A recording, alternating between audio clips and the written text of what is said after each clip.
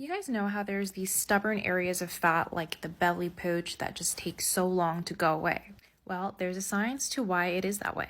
And there's also empirical evidence suggesting that we can accelerate fat loss in those kind of areas. So yohimbine can be found in this tree bark and is often used in supplements to burn fat. So our body produces hormones, adrenaline and noradrenaline, and our fat cells have two types of receptors, alpha and beta receptors.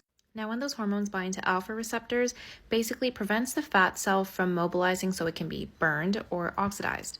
Now, those stubborn fat areas like the pooch are saturated with alpha receptors, which is why the fat is so stubborn there. When those hormones bind to beta receptors, it mobilizes the fat cell so that it can be oxidized.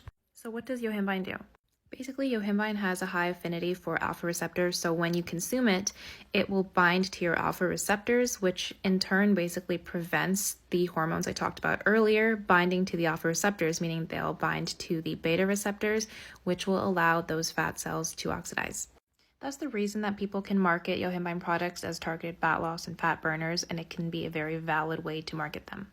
Now, this product definitely works best in a fasted state. There's a couple of disclaimers here though. So yohimbine is a mild stimulant. It will also suppress your appetite a little bit. Now it is completely safe, but it's not smart for someone with an anxiety or a panic disorder to take because it can increase your anxiety symptoms. Also wouldn't recommend this for people with high blood pressure or heart conditions, but for the average person it's completely safe and all natural. But yeah, when used in a fasted state, this actually does really help with fat oxidation in those hard to lose fat areas, and also does not make you lose lean body mass. Source 1, source 2, source 3, source 4.